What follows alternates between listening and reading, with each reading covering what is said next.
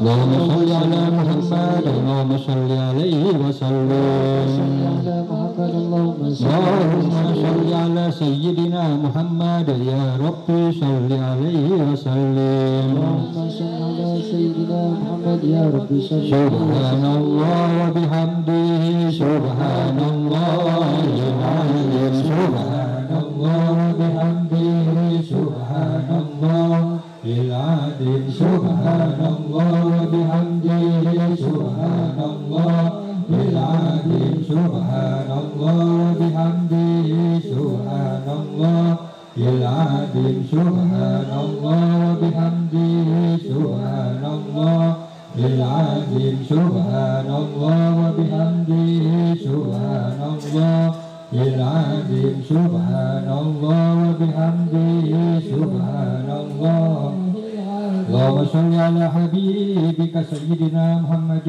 وعلى آله وصحبه وبارك وسلم أجمعين إلى جميع قبورنا مسلمين ومسلمات والمؤمنين والمؤمنات الأحياء والأموات خصوصا إلى روح المرحوم Aba Haji Ali Hasan bin Haji Dakir wali mujtama'na huna bisabi wal ajlil Fatihah.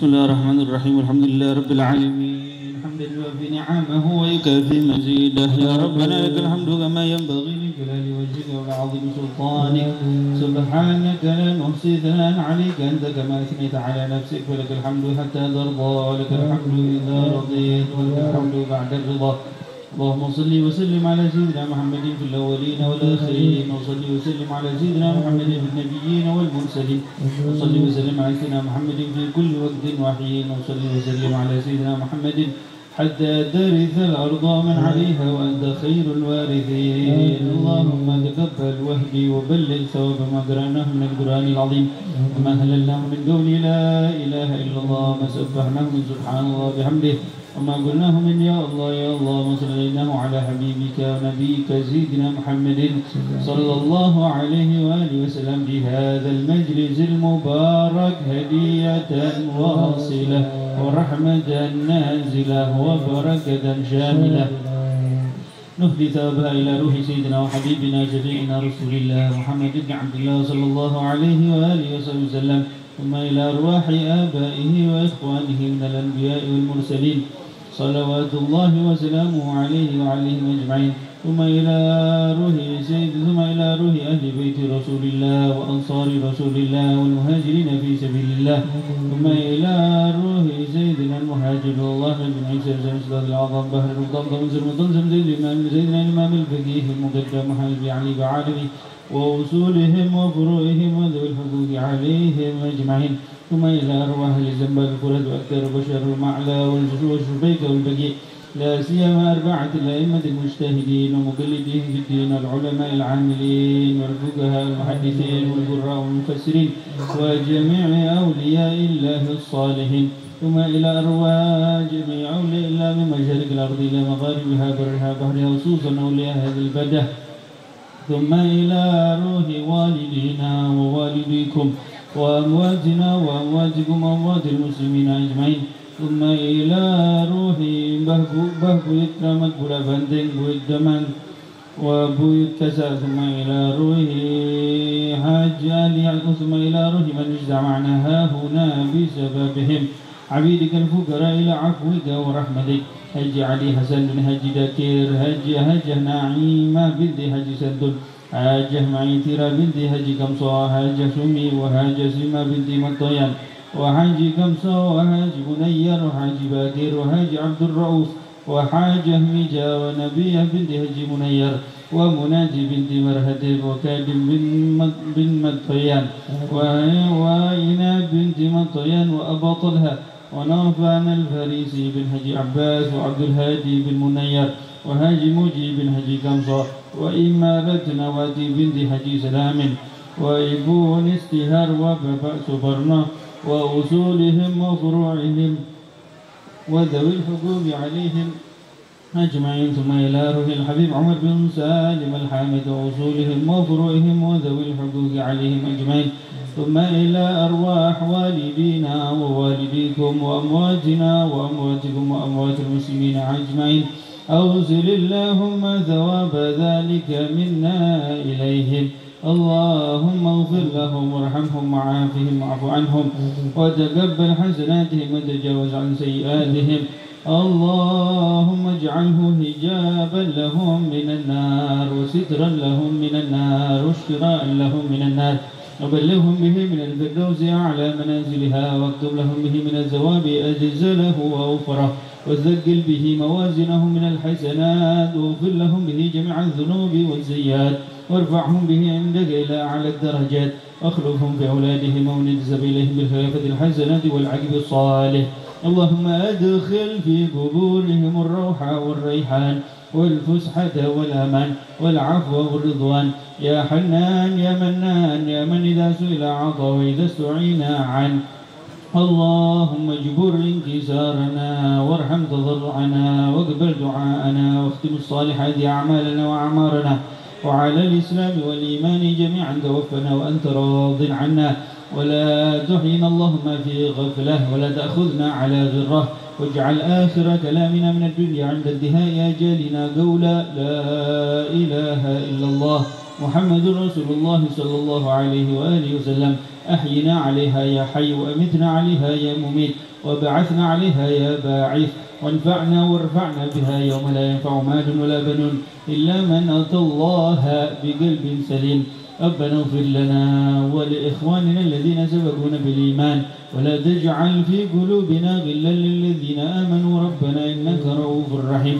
اللهم مغفرتك أوسع من ذنوبنا ورحمتك أرجى عندنا من أعمالنا، بفضل سبحان ربك رب العزة عما يصفون وسلام على المرسلين والحمد لله رب العالمين. وإلى حضرة النبي سيدنا محمد صلى الله عليه وآله وسلم سر أسرار الفاتحة. أعوذ بالله من الشيطان الرجيم. بسم الله الرحمن الرحيم. الحمد لله رب العالمين. صراط الذين أنعمت عليهم غير المغضوب عليهم ولا الضالين.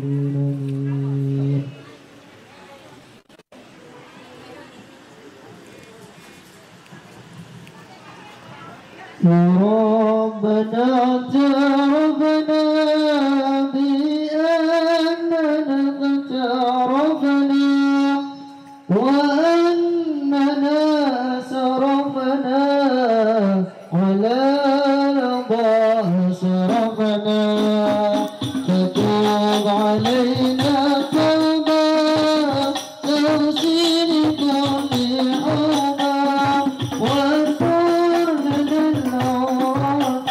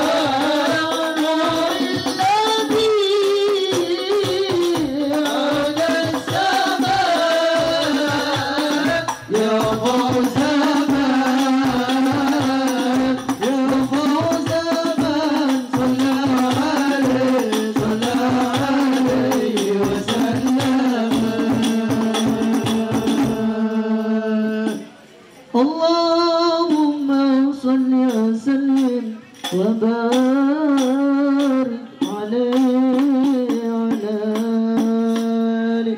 Assalamualaikum warahmatullahi wabarakatuh. Nabi Muhammad.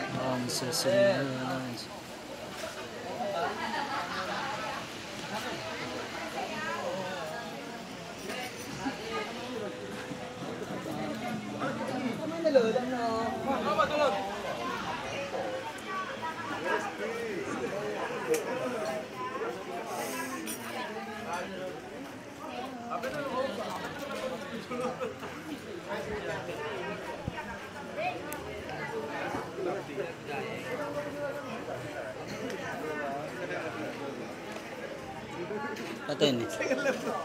Hai guys.